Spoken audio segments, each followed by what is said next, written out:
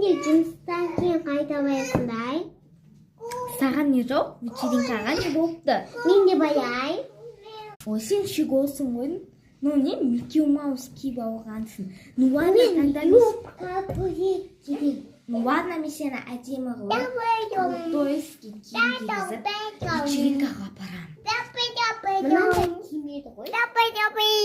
Өзің жұмысқа кімдерді алған? Вообще сенің сіңілің ба? Иә, мен сіңілім. Ей, болды. Алып бара салшы. Сіңіліңді да? Ну ладно.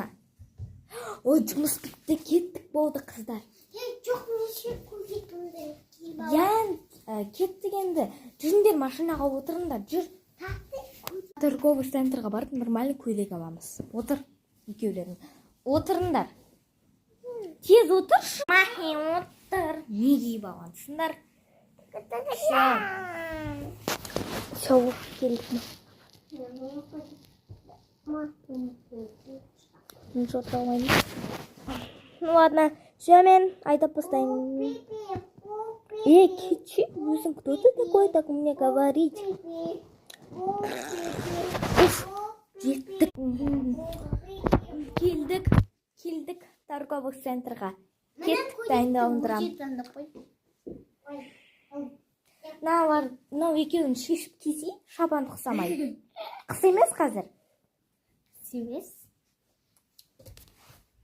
Саған осы көйлекті кие салшы, таңдасам таңда.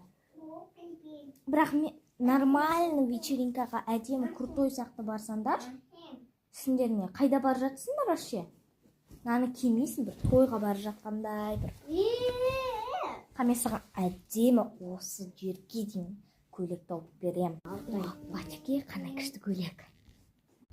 Ей, бөпем баймайтын болды. Смысл сен ол мен сіңілім дедің ғой. Сіңілім баймайтын болды. Бөпем башын менде. Я?